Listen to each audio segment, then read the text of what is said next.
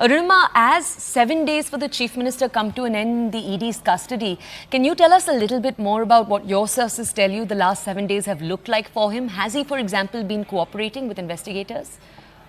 See, if you see the way remand applications have been filed, non-cooperation has been a ground cited by the ED repeatedly. And Abhishek Manu Singhvi, who has been, defending Arvind Kejriwal in court, has said that just because I am not giving you the answer that you want me to give doesn't make me liable for arrest. So essentially, the sense that we get it, that Enforcement Directorate wants specific answers from Arvind Kejriwal, answers about the phone that he was using during the time when the excise policy was being formulated. That phone, ED believes, would have crucial evidence, but Kejriwal pleads ignorance about where that phone is. Similar to Manish Sisodia, who had changed his phone, he was arrested and he was asked about the phones and he said, I am not aware where it is. And CBI and ED both believe that the handsets from that time have been destroyed. The files, the excise policy decisions that were taken, the group of ministers that was formed, the draft policy, all of that were in files and those files are nowhere to be traced. Again, Kejriwal says that, Sisodia was the minister in charge and therefore he is the one who's aware. I have no inkling. ED says these are deliberate tactics to avoid information.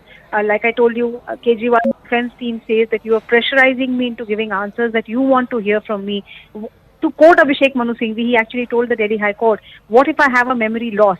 Just because I don't remember something, can I be entitled to be put in jail for that? So that back and forth about non-cooperation is continuing. Okay. And Arunima, can you also tell our audiences a little bit more now about what the future is going to look like for the Delhi Chief Minister? Are we effectively looking at a Chief Minister behind bars for the next few months?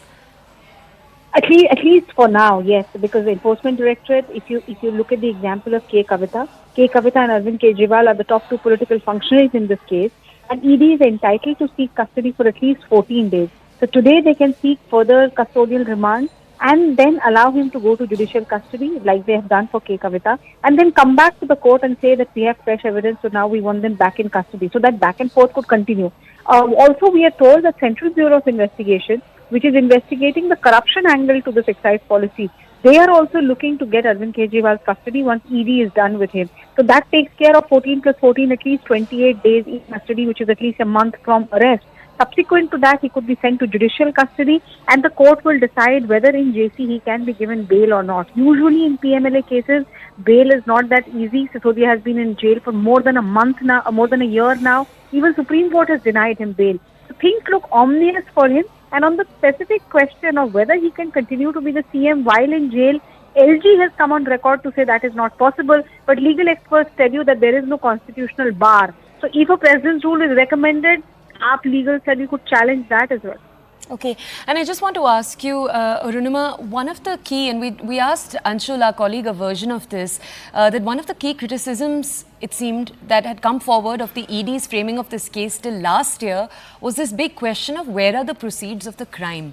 A few days ago, the ED produced evidence in front of the Rouse Avenue court of a money trail. How has the Aam Aadmi Party responded to this? And when you look at the evidence presented by the ED in front of the court, how thorough is it? See, 100 crore is the total worth of this excise policy scam, as was initially said. Of course, on the last day of hearing of remand application, the ED prosecutor also said that everyone who has benefited from the Aam Aadmi Party is also utilizing the proceeds of the crime. So now ED's, legal arguments have changed. They are not just accusing Manish Sisodia or Kejriwal of benefiting from the cash haul. They are calling the entire Aam Aadmi Party a company.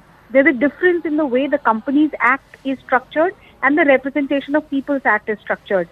Arvind Kejriwal and Aam Aadmi Party's defense team says that because it's a political party, it should only be treated within the purview of the RP Act. However, ED is now looking at Aam Aadmi Party as a company, in which there is a term called vicarious liability. If you are part of a company and that company has done something wrong and you are part of the management, then it is your vicarious liability as well. So that's the argument that they're making, that even if we have not recovered money from Kejriwal's premises, the fact that we have recovered money which shows Aam Aadmi Party's political campaigning in Goa was furnished by Hawala money, that makes Kejriwal liable as well. So that's the new track of argument that they have taken, answering where is the money question from AAP.